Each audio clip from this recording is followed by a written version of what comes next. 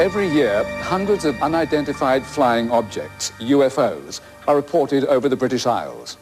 Most of them can be explained, but about 1 in 10 defy the investigators. Witnesses make astonishing claims of their close encounters, of bizarre lights darting around the sky, communication with other forms of intelligence, even of being abducted by aliens. But none is more remarkable than the story we're going to tell tonight. It resulted in inquiries on both sides of the Atlantic and questions in Parliament. It involves senior American Air Force personnel and a former chief of staff at the Ministry of Defense. The witnesses and the evidence they gathered are impossible to ignore. This is the first time all those directly involved have told their story, and we've reconstructed what they described. American airmen stationed in Britain tell of events that would change their lives. I came to Britain from a tour in the Pentagon, having previously served in the Far East and, of course, in Vietnam like many other people. And I kind of expected it to be somewhat of a quiet tour. I was at the height of the Cold War, but we weren't directly involved like the bases in Europe. It was very laid back, not much happened, and you never expected much to happen, especially at Christmas time. Bentwaters and Woodbridge, twin military air bases in East Anglia. The 3 miles that divide them are filled by Rendlesham Forest. Until last year, the bases were occupied by the 81st Tactical Fighter Wing of the United States Air Force. Although a normally uneventful assignment, they formed a strategic part of Western Europe's defenses. As such, they had top security status. Nothing could get in or out without being detected. An RAF radar station nearby. During the monitoring of a night flying exercise, a strange object was picked up. We didn't have the faintest idea what it was. We checked through the air traffic agencies. There should have been nothing in that area at the time. Colin, have a look at this. It's just completely static. It's just hovering there. The only thing we could do was send the jet aircraft in to find out what it was. Bravo 60, Bravo 60. We have unidentified traffic in your area. Your new target is 270 degrees, range 10 miles, indicating 5,000 feet. Over.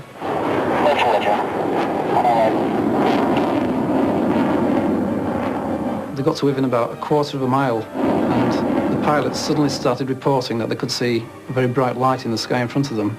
It's extremely bright lights. It's moving away, target accelerating away. Look at that thing go.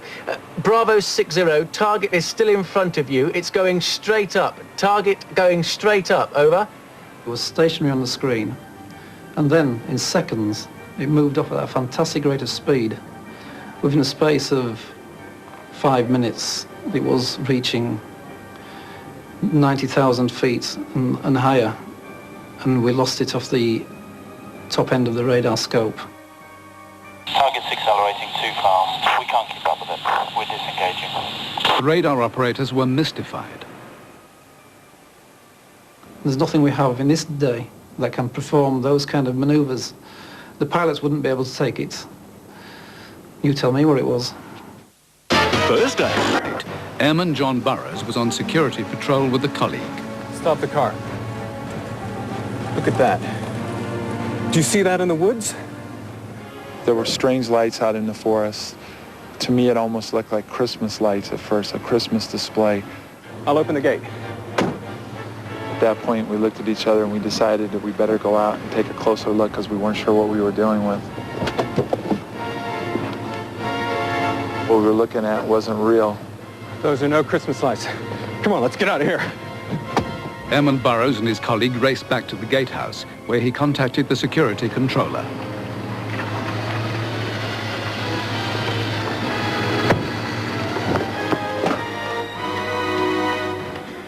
Hi, this is Burrows here. I'm out at the East Gate. We've got a problem here. He had a lot of trouble believing what I was telling him because it was Christmas and I played a lot of jokes on him before. I'm serious. This is not a joke. There's something out there. Eventually persuaded by the airman's tone, the controller contacted Sergeant Jim Peniston. Could you proceed there? Roger, Control. We're on our way over. I received a call from the control center to go on down to the East Gate and contact John Burroughs. And I asked him what was the nature of the problem down there. And they said that they'd rather not tell me. They'd rather have me go down there and talk to the patrolman on scene. What is that? I don't know, and I don't want to know. Did you hear an explosion, John? It didn't crash. It landed. The first thing that came to mind is an aircraft crash. I've had at least 30 or 40 crashes that I have been to at that point in time, and that's definitely what I thought it was. I'm going to contact Control. Sergeant Peniston at the East Gate. I've got a possible aircraft down just beyond the perimeter. They notified me that they were tracking an unidentified bogey about 15 minutes ago, and they confirmed it with contact with Eastern Radar and Heathrow in London. And at the approximate location, about 5 miles off base, when they lost contact with it. Well, they registered it. They don't know what it is either. So, a plane or what? It was Christmas time, and there was no scheduled flying for that night. I had heard rumors that it possibly could have been a British exercise with ships and planes out at sea. Whatever it was, Sergeant Peniston knew they had to go and find out. I got permission to proceed off base to investigate. Following military rules, the Americans had to leave their weapons behind.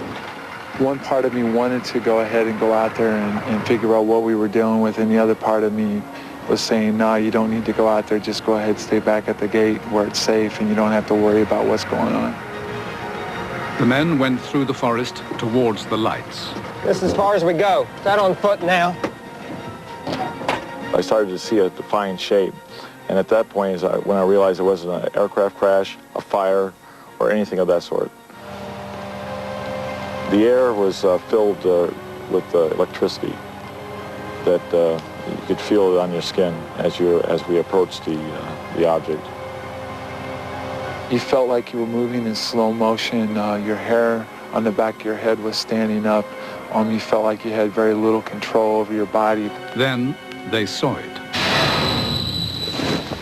I wish I had my weapon because I felt totally defenseless. It was about the size of a tank. It was triangular in shape. Underneath the craft was a high-intensity white light emanating out of it, and it was bordered by red and blue lighting, alternating. When nothing happened, the men, deciding the object wasn't hostile, got up to take a closer look. On the upper left side of the craft was an inscription that measured 6 inches high of symbols. They looked familiar, but I couldn't ascertain why. The Americans watched for about 20 minutes. And slowly started moving back, weaving in and around the trees. Got about 40 feet away, then it raised up into the air, and it shot off as fast as you can blink. Enter. Come on in. On their return to the airbase, the men were called in by the officer in charge. Well, what happened out there last night? We know radar saw something. Now, I want you to tell me in your words exactly what you saw. Well, sir, Burroughs was the first to see. As we were standing there reporting in, then it hit me, and I realized, what in the world am I doing here, standing in front of my lieutenant, getting ready to explain this situation that I just observed. I thought, there goes the career, Jim. Had markings on it. Okay, now, this is what I want you to do. Gentlemen, he says, I need you to go over to the woods, he says, and take a look at the area in daylight to see if you can find any more physical evidence. Anything. Dismissed. The Tigers did. Branches on the ground. We found indentations in the ground. The local Suffolk police went out too. An officer found the indentations but reported they'd been caused by animals burrowing. I asked him why, and he says because he's not going to put anything other than that in his report. We found that just totally absurd. The ground was frozen, and it was just impossible for that to happen. Then the airmen remembered that the object they'd seen was triangular. They measured the distance between the indentations and discovered that they formed a perfect triangle. The activities soon came to the attention of the Deputy Base Commander, Lieutenant Colonel Charles Holt. Well, it's the aliens I feel sorry for. I wouldn't want a close encounter of any kind with Burroughs. Who's been having close encounters? Sir. Well, I guess you could say we were having a few Christmas festivities. Oh, yeah? Well, Burroughs and Peniston said they were out chasing a UFO in the forest. Are you serious? Well, that's what they said. Has anybody confirmed it wasn't an aircraft? Not that I know of. Whatever they saw, I want it in the law. Okay. I personally knew the individuals that had reported it, and I knew they were very credible people. I was sure something had happened. There was obviously something. I certainly wasn't convinced it was a UFO, but I didn't know what it was. There was only one way to find out. Huge portable floodlights, known as light-alls, were rigged in the forest, ready for anything which might appear the next night. But as darkness fell, the light-alls began to malfunction. Lieutenant Colonel Holt was interrupted at a Christmas dinner. The duty flight lieutenant came in, and he was quite shaken and insisted upon speaking myself and the base commander about a matter of utmost urgency. He said, "It's back." And I said, "What's back?" And he said, "The UFO is back." I assembled a small team of experts, and we set off in the forest really to debunk it. About 30 men followed the lights into the forest, armed with special equipment, including a night vision scope, Geiger counter, and a tape recorder. Right, this way. I'm certainly glad we made the tape, because if we hadn't made the tape, even I would have trouble believing what happened that night.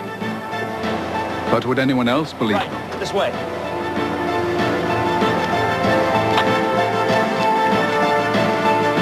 It appears to be maybe moving a little bit this way. It's brighter than it has been. Yellow. It's coming this way. It is definitely coming this way.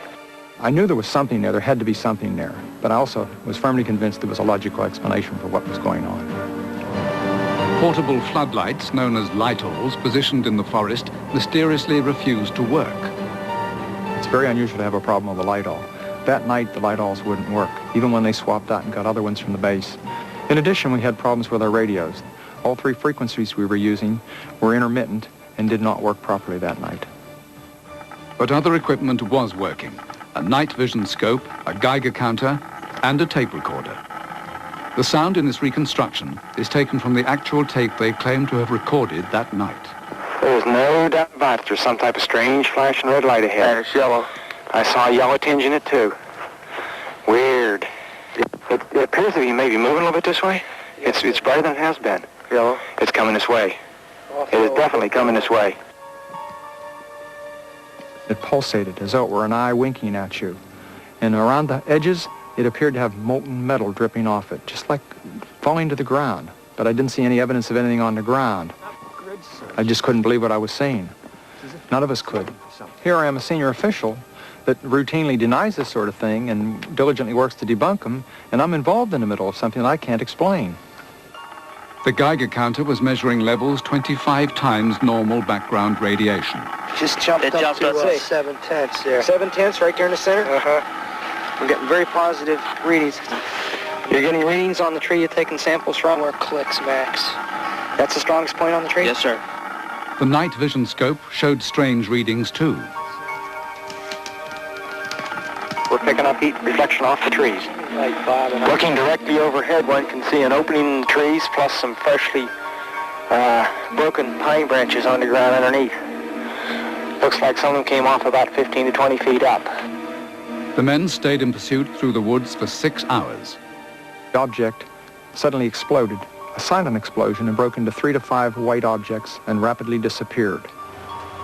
A mile away, Airman John Burroughs was with the broken-down light-alls. All of a sudden, out of the distance, a blue light streaked past us. Passing the light-alls, they came on. They passed through the open window on the truck, going off into the distance, and the light-alls went out.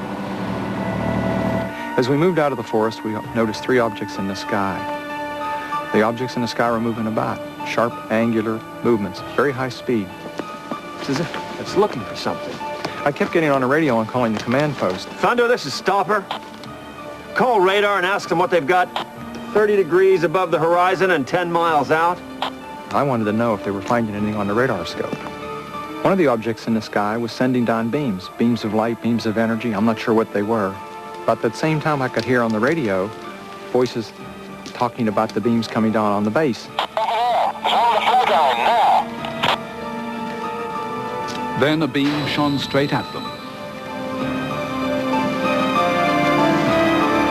At this stage, my skepticism had definitely disappeared. I was really in awe. Almost as rapidly as it appeared, it went. An extraordinary story. But what could be behind it? Some of what the airmen saw can be explained, astronomers say, by a rare coincidence of events in the sky that night. One of these was the re-entry of a Russian rocket. This came in and burnt up in the Earth's atmosphere. It was seen by thousands of eyewitnesses all over southeastern England. And the second was a brilliant natural fireball, a piece of interplanetary rock burning up in the atmosphere. Another astronomer thinks further confusion was caused by a third factor, a lighthouse on the nearby coast. Although it's 6 miles away, it only looks as though it's a few hundred yards away in between the trees. And as the airmen moved around, the lighthouse beam too would have appeared to move in between the trees and retreated in front of them as they moved forward, which is exactly the way they described it. That theory was backed up when the tape was played against the flashing of the lighthouse. Right on this position here, straight ahead in between the tree. There it is again. Watch, straight ahead off my flashlight there. There it is. Yeah, I see it too. The two matched. But the Americans were well aware of the lighthouse and say that wasn't what they saw. A lighthouse doesn't move through the forest. The lighthouse doesn't go up and down, it doesn't explode, doesn't change shape, size, doesn't send down beams of light from the sky. The Rendlesham Forest encounters became the talk of the airbase. Lieutenant Colonel Holt knew he had to act. I really didn't know quite how to handle it. I reported it to my superior, and I was quite concerned, to be honest with you, what his reaction would be. But he was very supportive. He was told to write a memo to the British Ministry of Defence. Including the undersigned. I sent the memo, but I never heard. I kept checking and asking, but I never got a response. Please. But other airmen say secret investigations were taking place. After the incident happened, there seemed to be some strange activity going on in the base. I'm really not sure what it was, but it wasn't normal activity. At that time, we noticed that there was many unscheduled flights coming in. They told me that I was supposed to keep it quiet and not to take the issue any farther. According to a former U.S. military intelligence officer, the flights were ordered by his colleagues. There was a total blackout of any information leaving the base. Even the senior officials on the base were not told about these flights coming in and leaving. These flights contained teams of specialists. They were to gather specific data in their fields of expertise. All of that information then was to be sent to Washington, D.C., where it would be assessed and accumulated in a finalized, highly classified report. Whatever conclusions may have been reached, Lieutenant Colonel Holt wasn't told. He's mystified as to why, as a senior officer, his report never even received a reply. To this day, I'm very puzzled why nobody ever came back and asked for additional information, asked questions, or even interviewed me. It doesn't really add up. But news of the sightings began to leak out. Local investigators began to take matters into their own hands. We asked the local people if they'd heard anything and seen anything, and most of the local people said that they'd seen the lights over the forest. A few days later, though, they seemed less forthcoming. They'd all been told to keep quiet, and two of the local people who lived near the airbase told us originally what they'd seen from their bedroom window, and then when we went back they'd got MOD property private keep out, and they'd got barriers around the house. The thing that worries all parents... Investigators managed to get a copy from the US government of the Deputy Commander's memo. In Britain, it prompted a question in Parliament. I have seen the memorandum to which my honourable friend refers. I'm ready to give information about any such reported sightings that are found to be a matter of concern from a defence standpoint, but there have been none to date. The case intrigued Lord Hill Norton, a former Chief of Staff at the Ministry of Defence. One can't help feeling that something is being concealed. Either the Americans and indeed the Deputy Base Commander were hallucinating, or they believed that something had landed there and they had taken photographs and records of it. And in either event, it must be of interest to the defence of the United Kingdom. Sergeant Jim Peniston is not only convinced by what he saw then, a cover-up could explain what he says happened after he left the U.S. Air Force. As time went by, a year or two, I had noticed that my mail was being tampered with, opened and resealed, and we also got to the one point where we found a listening device within my home. Soon after the story surrounding the Suffolk Air Bases surfaced, a large swathe of Rendlesham Forest was cut down, locals believe because of the radiation left behind. When we asked why the trees were cleared so quickly, we were told because of the traces that were left on them. And we tried to find out who'd taken the trees away. No, we were told that they were just taken.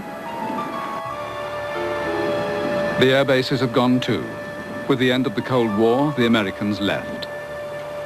But the mystery won't go away.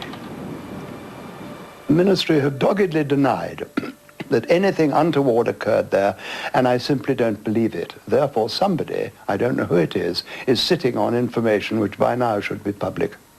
If a secret report is in Washington, what could it contain? The former intelligence officer claims he knows. That finalized report concluded that real objects were seen, that these objects were a result of a highly evolved, advanced technology. The technology was so advanced that we cannot to this day replicate it. That there was an intelligence involved, and that intelligence did not originate on Earth. And according to the radar operator who first saw an object, it's far from being the only UFO incident. These things are being picked up by radar operators throughout the whole world, not just in Britain. And we're not told what they are, and we're not expected to ask questions about what they are. The Ministry of Defense admits they have more than 8,000 cases of UFOs on file. As for Lieutenant Colonel Charles Holt, although he never heard any more about his UFO report, it didn't, as he'd feared, damage his career. Soon afterwards, he was promoted from deputy commander to commander of the airbase. Rather strange, you might think, if he'd been suspected of not telling the truth. We're going undercover now, but see you again soon. Good night.